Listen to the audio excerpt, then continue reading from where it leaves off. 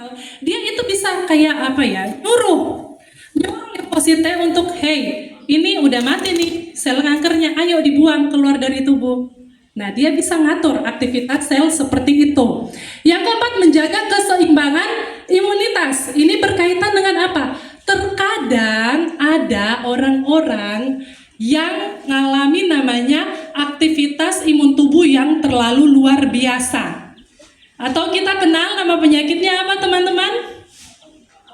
Autoimun, ya. Jadi imun tubuhnya terlalu aktif sampai dia nggak kenal lagi nih sel tubuhnya sendiri diserang gitu ya, karena dia terlalu aktif. Dia bisa mengatur itu keseimbangan biar si sel imun yang lain itu tidak terlalu aktif, ya, atau berfungsi sebagaimana mestinya. Dan yang kelima adalah untuk imunoterapi. Sekarang di dunia kedokteran, teman-teman, kedokteran Indonesia saya kurang tahu sudah seberapa jauh perkembangannya, tapi setahu saya di Singapura yang paling dekat sama kita itu sudah ada treatment cancer menggunakan imunoterapi. Jadi treatmentnya sama kayak kemoterapi di infus, tapi isi cairannya itu bukan obat kimia. Isi cairannya adalah NK sel yang sudah dikulturkan, dikembangbiakan, dan disuntikan lagi ke dalam tubuh pasien. Untuk apa? Bisa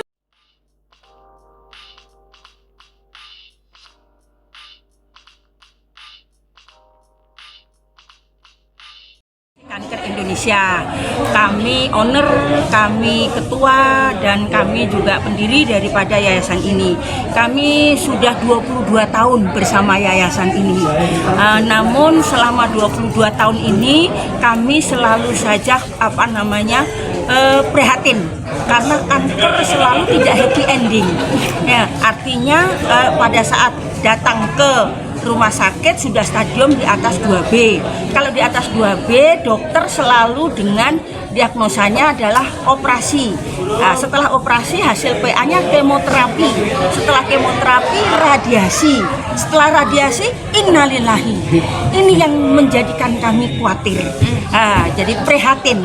Karena kami prihatin, kenapa terjadi begitu? Tidak ada edukasi selama ini. Masyarakat tidak pernah mendapatkan edukasi bagaimana mendeteksi dini. Kalau sudah terjadi benjolan ataupun tanda-tanda kanker harus kemana? Lah, ada budaya masyarakat malu. Misalnya payudaranya busuk ya, gitu ya, atau perutnya gendut, buncit, atau dan seterusnya dan sebagainya. Karena memang ini belum memasyarakat kanker. Lah, disembunyikan karena khawatir nek nular. Lah, ini yang jadi kendala. Begitu sudah ke dokter, stadiumnya sudah di atas 2B. Di atas 2B itu sudah sulit karena terjadi metastasis. Jadi penyebaran.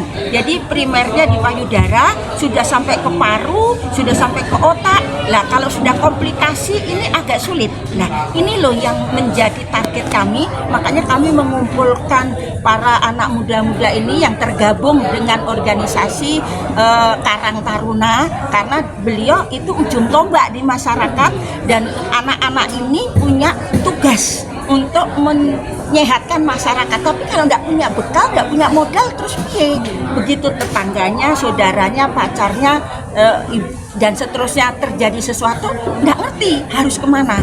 Kami harus hadir. Ayo, kami Yayasan Edukasi Kanker Indonesia siap bekerja sama. Dokter oke, tapi nggak sempat dokter.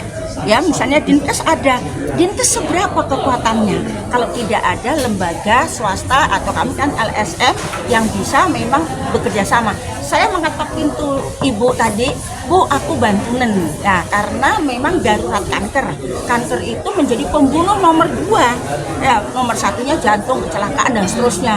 Nah, di Indonesia ini sama, dan kebetulan juga lebih banyak pada perempuan. Lah, ini ketahanan berkeluarga kan jadi rentan.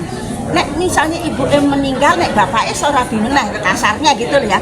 Tapi anak-anak yang ditinggalkan oleh ibu yang kanker, bagaimana? Nah, ini kan menjadi ketahanan berkeluarga ya juga menjadi rentan. Ini tidak terpikirkan dalam tanda petik. Begitu sibuknya negara ini ngurus yang lain, ya ayo saya terpanggil bareng-bareng saya matur sama Bu ini kan awal saja. Setelah ini kami akan memberikan pembekalan intens per dapil. Lek ini iso karena banyak mudah. Kami akan intens per dapil, misalnya dapil Sleman ada 3 kecamatan, ada sekian kelurahan, maksimal 15 orang, intens kami. Nek ketemu iki carane ngene, nek ketemu iki carane ngene, lain ngobati ngene dan seterusnya. Itu namanya pelatihan. Kalau terapinya Bu? Nah, terapi kami menggunakan terapi stem cell. Terapi stem cell ini tadi yang disampaikan Mbak Cici, ini adalah terapi yang kita dapatkan kebetulan kalau kami supportingnya dari produksi ya, gitu ya Pak ya. Jadi kan memperbaiki, meregenerasi sel kita. Sesungguhnya manusia itu dari sel-sel. Lah kenapa kanker? Karena selnya itu jadi abnormal, rusak, nggak bisa didandani. Lah kami dengan terapi stem cell itu memperbaiki dengan NK cell dan kebetulan produk kami ini patennya anti tumor agent.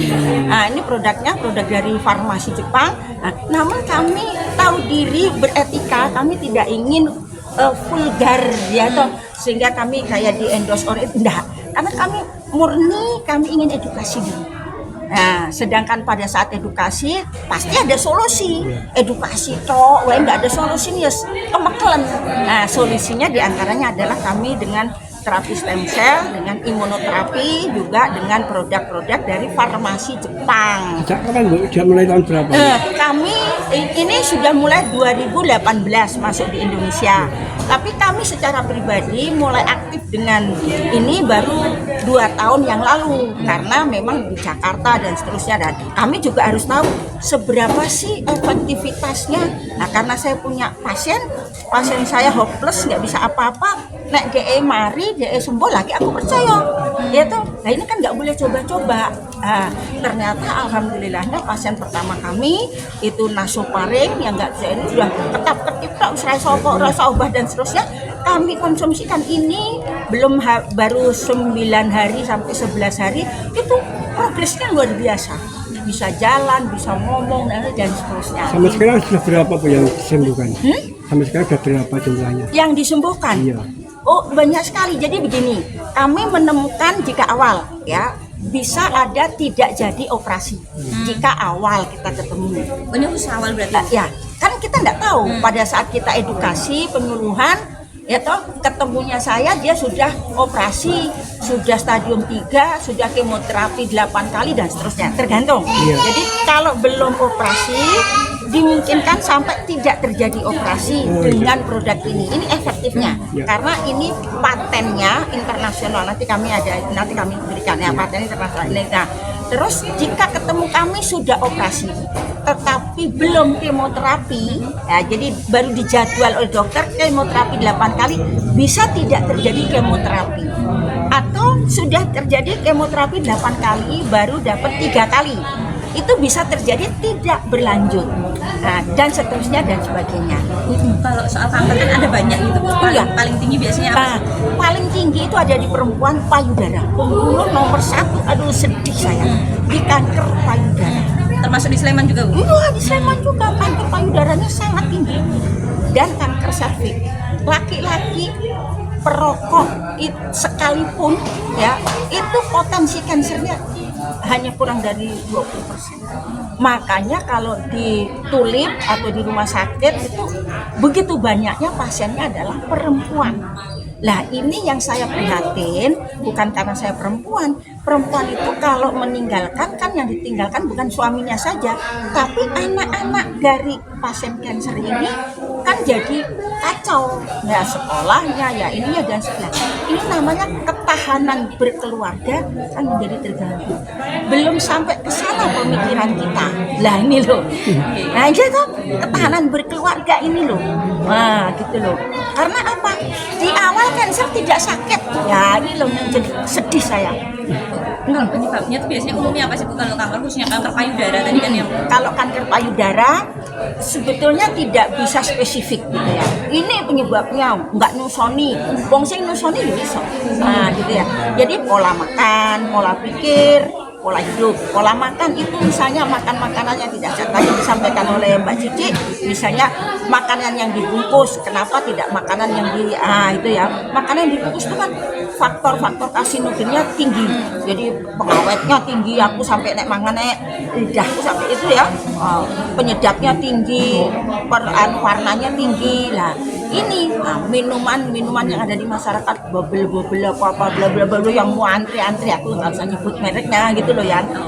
Itu pencetus yang luar biasa. Misalnya minuman 3.000 gede yang jumbo, lah aku rasa ngomong, manis ya karuan. Nah ini tidak pernah ada edukasi karena ini produk, karena ini bisnis, ya tidak mungkin dia. Nah, kami beginilah yang harus memberikan edukasi. Kalaupun bukan tidak boleh, tetapi ayo kita kombinasi. Yo mangan gedang godok, yo mangan kacang godok, yo mangan telo. Nah, jadi kalau pertemuan itu ya jangan juga kita nggak mengengkok. Tapi kalau pertemuan ada telone, ada itu nih. Ya, ini kan yang tidak menjadi pemikiran intens. Karena wes lesing dipikir kami harus peduli. Nah, karena kan kami dari Yayasan Edukasi Kanker siap. Oke, sangat lengkap.